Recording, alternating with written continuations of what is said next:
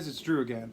So I've had a lot of people talk. There's been some discussion offline and in comments about different cards people have picked up, whether through the National or just in the regular collection. And I've mentioned that I have the whole set. And I've had some people recently as well as before ask to see the entire set. So what we're going to talk about today is the 1954 Red Heart set, which was a mail-in set that was put out by the Red Heart Dog Food company, and people would clip the labels off the cans, send in a certain amount of labels with a dime, I think it was, and they would get back a series of cards. So the set in total has 33 different cards. There was 3 different series, each series having 11 cards.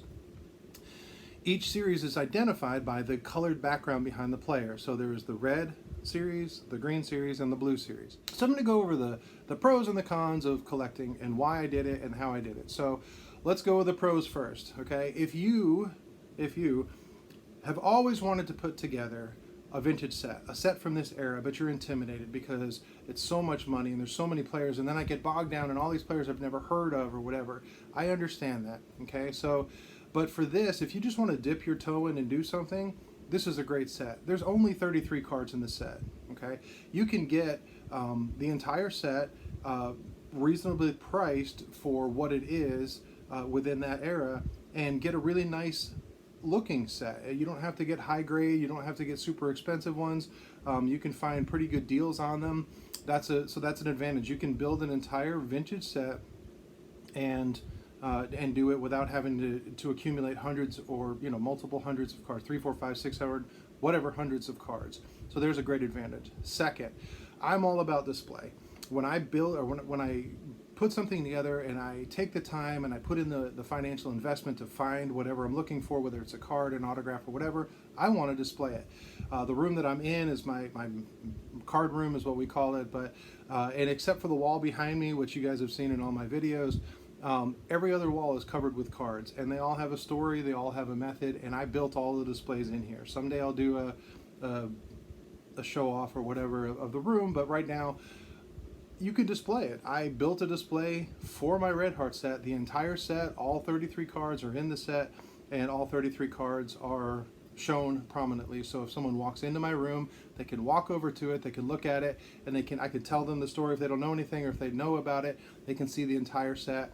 They don't have to sit and flip through pages, although there is value in flipping through a book. I'm not taking that away. But putting a set together, it can easily be displayed. Another advantage to it is, for a mid-50s set, it has the feel of a mid-50s set. It's got the size, they're bigger than they're the same size as tops at the time, the pre-57s. It's a thicker cardboard stock. So when you're feeling the cards and looking through them, it feels like a vintage set.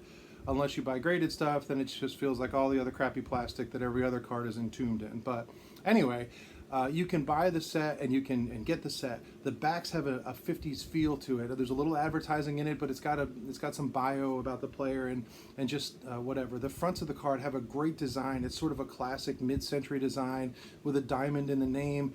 If you know anything about mid-century furniture or anything like that, it's got that feel to it, and I love it. And then the last one is, it's the only mid-50s set of this size, like a standard card size, that Stan Musial's in.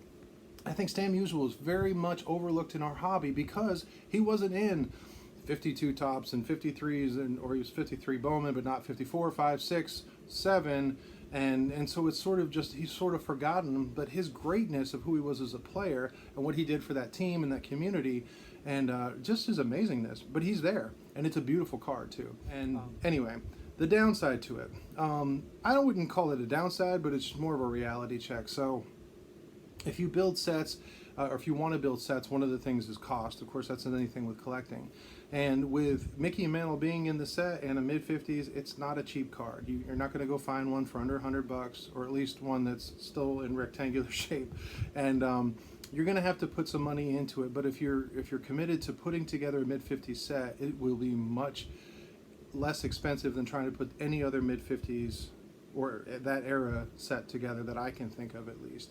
So yeah, while Mickey Mantle is in it, and you're going to have to pay up for Mantle no matter what, it's worth it, because you can get a Mantle, you can complete a set with a Mantle in it, and show off the set. And I think the smallest set of the era of Topps or Bowman would be 55, and while there's no Mantle in it, you have to deal with the Koufax, Clemente, and Killebrew rookie cards in that one. So you know, you're still going to be paying a lot of money if you're trying to go for a smaller set from the 50s and not worrying about a mantle. Oh, I forgot about the Hall of Famers. I'm sorry. There's all stars in this set, and because it was built about, you know, the stars, the all-stars at the time. And out of the 33 cards in the set, 12 of them ended up in the Hall of Fame. And 56 Topps has the highest Topps percentage of any Hall of Famers. I think there's 36, if I'm correct, Hall of Famers represented in the 1956 set out of 340 cards. So that's better than 1 out of 10, but this is better than 1 out of 3. So very high percentage of stars, all-stars, Hall of Famers, and a lot of great guys. So without any more pause or anything else, we're going to go ahead and show you the set. So yeah, check it out. Here we go. So here's the wall that my Red Heart set is on, and as you can see, I've got the entire set all together. It's sharing a wall with the Carl Erskine display that I talked about in my VR at Ken's Cardboard a few weeks ago, and another little display. It's a 59 Cardinals yearbook that I made with a cut of Stan Musial, but we're talking about the Red Heart set. So as you can see, all 33 cards at once. It's just, in my opinion, stunning, just stellar. And we're gonna kind of come in a closer look and talk about why I put them in the order that I put them in a moment. So what I did was I lined them up by color, obviously, and what I did was in the very center I put my favorite player of that specific color, and then I sort of worked my way outwards because I figured as a display people's eyes tend to go towards the center and the middle, and as you can see from here, the Mickey Mantle is in the very dead center, but as a Stan Musial fan, he is on the top in the middle. So we're going to go through them one by one, just show you who's in the set if you've never seen the complete set together, and also who the Hall of Famers are. Like I mentioned, there's 12 Hall of Famers out of the 33 cards, which is more than a third, so it's a really high percentage. So let's start with the Reds, which read about that they are a little harder to find. So we'll start here with the Stan Musial, and I'll go in one direction. Richie Ashburn, that's number 2 Hall of Famer. The Ashburn is one of my lesser favorite of the Reds. I just think he looks a little more washed out with the red versus the red cap, as opposed to, say, Carl Erskine, who with the blue that just stands out a lot more. Bob Lemon with the Indians. So here's one for you, Scott. Gil McDougall from that team that I don't mention. We've got Frankie Bumholtz from the Cubs. And Lemon being the 3rd Hall of Famer that we've mentioned so far. Come in this direction, Mr. Ralph Keiner. We've got a good story, an in-person story about Ralph Keiner, something that happened to me when I was younger. We'll share that someday. Red Shandanks, another Hall of Famer, so that'd be number 5. Big Clue, Ted Kluszewski. Al Rosen, another Indian. Great card. Love the blue hats against the red backgrounds. And Jim Hegan, another Cleveland Indian. So coming down to the blue, there he is, Mickey Mantle. It's a great version, centered really well, some fuzzy edges and corners, but to be honest, I'm typically a low-grade collector, so that's probably one of my best Mantles. Enos Slaughter, love that card. Bat in hand, just looks great. Minnie Minoso, so he's the newest member of the Hall of Fame from this set. He making number 12. Let's see, so far we've got, I lost count, 1, 2, 3, 4, 5, 6. He's the 7th that we've mentioned so far. Billy Cox, 3rd baseman, Brooklyn Dodgers, and Eddie Yost. And down here again with the Reds, Gus Bell, one of the first 3-generation teams. His son Buddy Bell, and I believe it was Jay Bell, his grandson. Is that right? I may be wrong on that one. Coming over here, Nelly Fox. Love that card. Shows off that really cool classic Sox logo on his hat.